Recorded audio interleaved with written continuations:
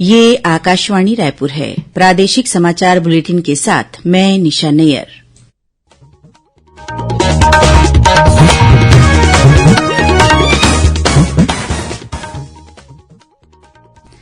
अब पेश है आज के मुख्य समाचार। प्रधानमंत्री नरेंद्र मोदी ने 13 से 15 अगस्त तक देशवासियों से हर घर तिरंगा अभियान में शामिल होने का आग्रह किया। मन की बात कार्यक्रम में आजादी के अमृत महोत्सव के जन आंदोलन का रूप लेने पर जताई प्रसन्नता। मन की बात कार्यक्रम में प्रधानमंत्री ने छत्तीसगढ़ में नारायणपुर जिले के विश्व प्रसिद्ध मावली मेले का किया जिक्र। देशवासियों से इस मेले को देखने को कहा। सर्वोच्च न्यायालय के मुख्य न्यायमूर्ति एनवी रमना ने कहा कि कमजोर और जरूरतमंदों की मदद के लिए युवाओं को आगे आना चाहिए। हिदायतुल्लाह राष्ट्रीय विधि विश्वविद्यालय के 5वें दीक्षांत समारोह का हुआ आयोजन। और भाजपा की प्रदेश इकाई हर घर तिरंगा अभियान के प्रति लोगों को करेगी जागरूक। कांकेर जिले के कई गांवों में बीएसएफ के जवानों ने तिरंगे का किया वितरण।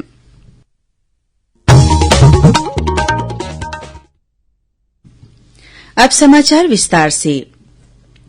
प्रधानमंत्री नरेंद्र मोदी ने आजादी के अमृत महोत्सव के जन आंदोलन का स्वरूप लेने पर प्रसन्नता व्यक्त की है।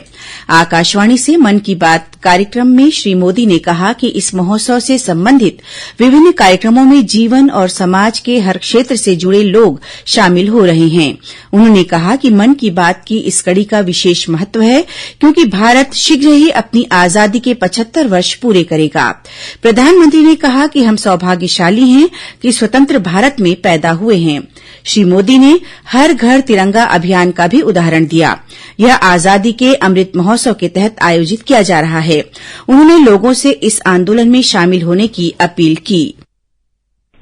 आजादी के अमृत महोत्सव के तहत 13 से 15 अगस्त तक एक स्पेशल मूवमेंट हर घर तिरंगा का आयोजन किया जा रहा है। इस मूवमेंट का हिस्सा बनकर 13 से 15 अगस्त तक आप अपने घर पर तिरंगा जरूर फहराएं या उसे अपने घर पर लगाएं। तिरंगा हमें जोड़ता है, हमें देश के लिए कुछ करने के लिए प्रेरित करता है। मेरा एक सुझाव ये भी है कि 2 अगस्त से 15 अगस्त तक हम सभी अपनी सोशल मीडिया प्रोफाइल पिक्चर में तिरंगा लगा सकते हैं। प्रधानमंत्री ने कहा कि आजादी के अमृत महोत्सव का सबसे बड़ा संदेश यही है कि प्रत्येक व्यक्ति को पूरे समर्पण के साथ अपना कर्तव्य निभाना चाहिए। उन्होंने कहा कि अगले 25 वर्ष का अमृतकाल प्रत्येक देशवासी के लिए कर्तव्य काल भी है। श्री मोदी ने कहा कि कोविड महामारी से लड़ाई अब भी चल रही है और समग्र स्वास्थ्य सेवा में बढ़ती रुचि से प्रत्येक व्यक्ति को इस महामारी से निपटने में सहायता मिली है। प्रधानमंत्री ने देशभर में आयोजित विभिन्न मेलों का भी जिक्र किया। उन्होंने छत्तीसगढ़ में नारायणपुर जिले के विश्व प्रसिद्ध मावली मेले का उदाहरण भी दिया। श्री मोदी ने कहा कि आदिवासी परंपरा और संस्कृति की झलक इस मेले में नजर आती है। उन्होंने देशवासियों से इस मेले को देखने का आग्रह भी किया। मन की बात कार्यक्रम में प्रधानमंत्री द्वारा मावली मेले का जिक्र करने पर भाजपा के प्रदेश प्रवक्ता केदार कश्यप ने कहा कि नारायणपुर जिलेवासियों के लिए यह गौरव की बात है। उन्होंने इसके लिए स्थानीय लोगों की ओर से प्रधानमंत्री को धन्यवाद भी दिया। श्री कश्यप ने कहा कि यह मेला आदिवासी परंपरा के अनोखे मिलन का अद्भुत और अद्वितीय संगम है। मन की बात कार्यक्रम में प्रधानमंत्री ने कहा कि यह पूरा महीना खिलाड़ियों का महीना है। श्री मोदी ने राष्ट्रमंडल खेलों में भारत का प्रतिनिधित्व कर रहे सभी खिलाड़ियों को शुभकामनाएं दी। सर्वोच्च न्यायालय के मुख्य न्यायाधीश न्यायमूर्ति एनवी रमना ने कहा है कि हमेशा असामाजिक तत्वों की वजह से समाज का सबसे कमजोर वर्ग शिकार बनता है, उनके मानवाधिकारों का हनन होता है। ऐसे में युवाओं को आगे आकर कमजोर वर्गों की मदद कर उन्हें न्याय दिलाना चाहिए। रायपुर के हिदायतुल्लाह राष्ट्रीय विधि विश्वविद्यालय के 5वें दीक्षांत समारोह को संबोधित करते हुए न्यायमूर्ति रमना ने कहा कि जरूरतमंदों की मदद करने और उन्हें कम खर्च में न्यायिक प्रक्रिया के जरिए इंसाफ मिले, इस दिशा में काम करने की जरूरत है। उन्होंने कहा कि भारत में कानूनी सहायता सेवाएं दुनिया में सबसे बड़ी हैं। हमें इस आंदोलन को सही दिशा में चलाने के लिए युवा और प्रतिभाशाली दिमाग की जरूरत है। नए युवा अधिवक्ताओं और लॉ प्रोफेशनल्स से मुख्य न्यायाधीश ने कहा कि आप भौतिक धन के पीछे परिवर्तन की शक्ति को मत भूलना। न्यायमूर्ति रमना ने कहा कि छत्तीसगढ़ सरकार जुडिशियल कम्युनिटी के बजट और इंफ्रास्ट्रक्चर संबंधी जरूरतों का पूरा ख्याल रख रही है। उन्होंने आशा व्यक्त की कि ये ट्रेंड इसी तरह जारी रहेगा और छत्तीसगढ़ जुडिशरी को सर्वोत्तम इंफ्रास्ट्रक्चर मुहैया कराने में अव्वल राज्य बनकर उभरेगा।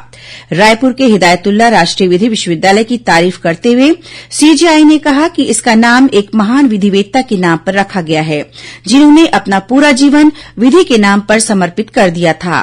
न्यायमूर्ति रमना ने छात्रों को बधाई देते हुए कहा कि ज्ञान और सूचना सबसे बड़ी धरोहर है और इनका सही उपयोग करके ही हमें विकसित होते जाना है। 5वें दीक्षांत समारोह में 2 शोधार्थियों को डॉक्टर ऑफ फिलॉसफी की उपाधि प्रदान की गई। इसके अलावा 23 छात्र छात्राओं को 66 गोल्ड मेडल से सम्मानित किया गया। दीक्षांत समारोह में सबसे खास अवसर तब आया जब छात्रा यवनिका को प्रोफेशनल एथिक्स में गोल्ड मेडल प्रदान किया गया। यवनिका ने अपनी दृष्टिहीनता को कभी भी अपने लक्ष्य के आगे आने नहीं दिया।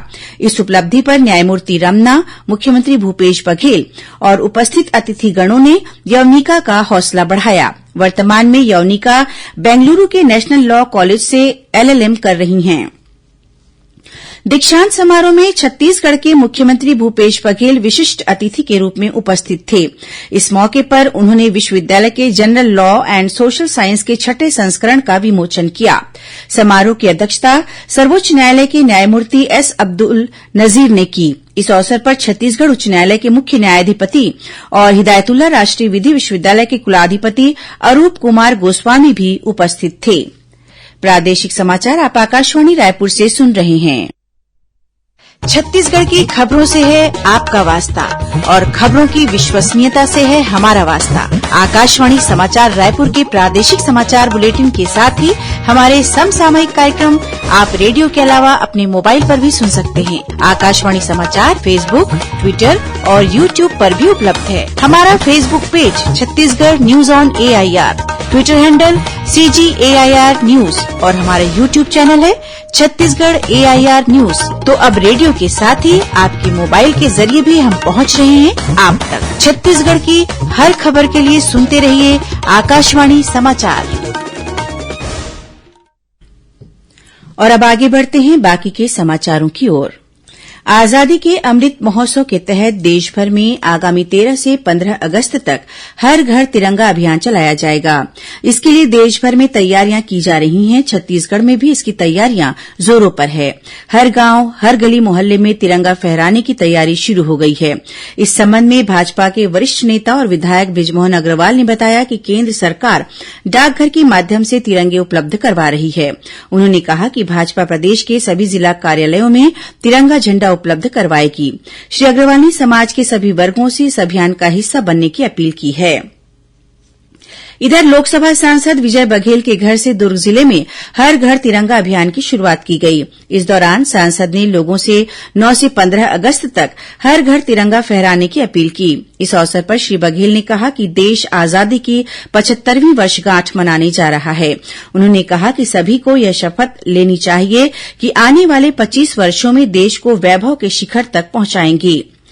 उधर कांकेर जिले में भानुप्रतापपुर क्षेत्र के केवटी गांव में सशस्त्र सीमा बल के नेतृत्व में आजादी के अमृत महोत्सव के तहत हर घर तिरंगा अभियान के लिए राष्ट्रीय ध्वज के साथ साइकिल रैली जागरूकता अभियान चलाया गया। इसी जिले के दुर्ग कोंदल में बीएसएफ के जवानों ने आजादी के अमृत महोत्सव पर हर घर तिरंगा अभियान के तहत गांव-गांव में तिरंगा झंडा वितरण किया। भारतीय जनता पार्टी की छत्तीसगढ़ इकाई प्रधानमंत्री नरेंद्र मोदी के 20 वर्ष के प्रशासकीय परिदृश्य पर आधारित पुस्तक मोदी @20 में देश की विख्यात हस्तियों के विचारों का जिला स्तर पर प्रसार करेगी। इस संबंध में भाजपा के प्रदेश कार्यालय कुशाभाऊ ठाकरे परिसर में आयोजित एक दिवसीय कार्यशाला में रूपरेखा तैयार की गई। गौरतलब है कि मोदी @20 पुस्तक प्रधानमंत्री नरेंद्र मोदी की कार्यपद्धति पर आधारित है। इस पुस्तक का उद्देश्य देश की तरक्की के लिए प्रयासरत प्रधानमंत्री मोदी के बारे में देश के प्रबुद्ध जनों की सोच को बताता है। वर्तमान में यह पुस्तक अंग्रेजी भाषा में उपलब्ध है। जल्दी इसका हिंदी संस्करण बाजार में उपलब्ध हो जाएगा। भिलाई इस्पात संयंत्र में हुए यूनियन मान्यता चुनाव में भारतीय मजदूर संघ बीएमएस विजयी हुआ है। देर रात घोषित नतीजों के अनुसार इंटक को दूसरा और सीटू को तीसरा स्थान प्राप्त हुआ है। निर्वाचन चुनाव अधिकारी और डिप्टी सीएलसी आरके पुरोहित की निगरानी में कल रात 8 बजे वोटों की गिनती शुरू हुई। भारतीय मजदूर संघ को 11,612 मतों में से 3,584 मत मिले। दक्षिण पूर्व मध्य रेलवे के नागपुर रेल मंडल के राजनांदगांव कलमना रेलखंड के बीच नॉन इंटरलॉकिंग कार्य के कारण इस मार्ग पर चलने वाली कई ट्रेनों का परिचालन प्रभावित रहेगा। जानकारी के अनुसार 1 और 2 अगस्त को करीब 28 ट्रेनें रद्द रहेंगी, वहीं 4 ट्रेनों को बीच में ही समाप्त किया जाएगा। कांकेर जिले के नरहरपुर में बिजली महोत्सव का आयोजन किया गया। इस दौरान केन्द्र सरकार की सौभाग्य योजना, दीनदयाल उपाध्याय ग्राम ज्योति योजना और उपभोक्ताओं के अधिकारों सहित अन्य योजनाओं के बारे में लोगों को जानकारी दी गई। गौरतलब है कि आजादी के अमृत महोत्सव और उज्जवल भारत उज्जवल भविष्य कार्यक्रम के तहत प्रदेशभर में इस तरह के आयोजन किए गए। छत्तीसगढ़ की बैडमिंटन खिलाड़ी आकर्षि कश्यप ने बर्मिंघम में आयोजित कॉमनवेल्थ गेम्स में एकतरफा प्रदर्शन करते हुए श्रीलंका की विदारा सुहासिनी को पराजित किया है।